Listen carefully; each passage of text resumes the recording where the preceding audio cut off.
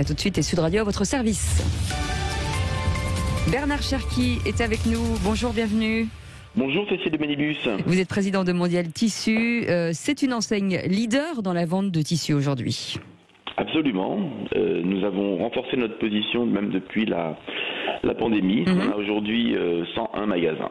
Et félicitations, avec des magasins de grande capacité et des milliers de références. Oui, on a à peu près entre 35 et 50 000 références selon les tailles de magasins. C'est le bonheur pour trouver tous les tissus, toutes les merceries. On fait aussi de la confection sur mesure. Et on donne des cours de couture. Absolument. Et cette crise, Bernard, a été révélatrice de beaucoup de choses. Et on s'est rendu compte qu'on pouvait faire des choses soi-même. La preuve, c'est les chiffres qui parlent aujourd'hui. Absolument, c'est ce qu'on appelle dans notre jargon le do it yourself, le faire soi-même. Alors c'était une tendance qui était avant la crise. Les gens ont de plus en plus envie de faire des réalisations à leur image, que ce soit en vêtements, que ce soit en mode, que ce soit en décoration. Et ça s'est renforcé. Et ça s'est renforcé, absolument. Et puis on a appris aussi que les machines à coudre les ventes en tout cas ont explosé, ce qui est incroyable. Ah oui, alors ça c'était un truc absolument dingue. Au moment où on a réouvert les magasins, je parle de ça d'il y a un an, la première pandémie, oui. La demande de machines à coudre a explosé de fois 7.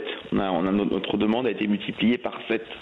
Donc c'était absolument dingue. Et même après, la demande continue à être forte. Je crois que c'est une vraie tendance. Est-ce que ça veut dire que vous avez eu des problèmes d'approvisionnement, d'abord de tissus ou de matières premières, et puis de machines aussi ? Alors de tissus non, mais de machines à coudre oui, parce que en fait ce qui est intéressant c'est que tout le marché mondial était atteint par cette demande très forte. Donc il a fallu, une fois qu'on a vendu nos machines à coudre, il a fallu un mois ou deux et après c'est reparti, on a pu récupérer des machines.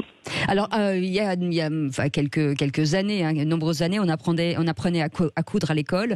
Après il y a des générations qui ne savaient pas coudre et de nouveau c'est tendance. Comment expliquer cette tendance finalement ? Qui est né avant la pandémie, puisque on l'a dit il y a quelques instants. Alors effectivement, comme je vous le disais, nous-mêmes, on a proposé ce genre d'activité. Oui. On a 15 000 personnes qui ont été formées à la couture chez nous l'année dernière. Alors qu'est-ce qu'il explique ? Je crois que les gens ont besoin de faire par eux-mêmes, ont besoin d'échanger, ont besoin de réaliser leurs propres projets. Donc on est vraiment sur des tendances de fond. On le retrouve dans la cuisine, on le retrouve dans le bricolage, dans le jardinage. Oui. Donc c'est pas qu'un problème de couture, c'est un problème de faire soi-même et qui est une vraie tendance sociologique, si on peut employer des grands mots.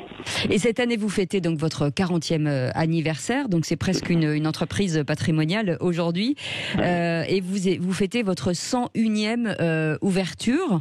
Est-ce que ça veut dire que les franchises ont encore, il y a un maillage territorial qui se met en place, mais est-ce que ça veut dire que vous allez encore grossir et vous avez des demandes aujourd'hui entrantes ? Alors déjà, on a, comme vous l'avez dit, on a fêté notre 100e ouverture il y a à peu près 2 mois, on a fait maintenant, et la 100e, elle était emblématique, elle était à Paris, dans la rue du Commerce. Alors le développement, il se fait aussi bien avec des franchisés que par nous-mêmes, et on a énormément de demandes aujourd'hui de franchisés qui veulent ouvrir leur magasin. Voilà, donc on reçoit toutes les bonnes candidatures régulièrement. Voilà. Et qu'est-ce que vous cherchez en priorité ? Quel type de franchisé, en tout cas, quel type de profil aujourd'hui est à la tête de ce magasin ? Qui sont des passionnés, qui ont envie d'entreprendre, qui ont un peu le goût du commerce, le goût de la décoration. On ne cherche pas des experts dans le domaine de la couture, parce que c'est nous qui les formons justement à tous ces domaines-là. On cherche des gens qui ont envie, qui ont un vrai ancrage local dans des villes des fois dans lesquelles on n'irait pas spontanément. Une vraie appétence pour le commerce déjà à la base. Exactement, le commerce, l'humain. Parce que c'est ça notre métier, c'est du lien, c'est de l'échange, c'est beaucoup de plaisir. Les gens quand ils viennent chez nous, c'est un petit peu la fête et on veut que nos ambassadeurs, nos franchisés contribuent à développer cette fête. Eh bien écoutez, ça donne envie. Merci beaucoup Bernard Cherki d'avoir été avec nous. Merci. Et puis longue vie bien sûr à Mondial Tissu. Voilà, si vous voulez vous y mettre, on a tous un petit bouton ou un peu de fil et une aiguille à la maison, c'est comme ça que ça démarre.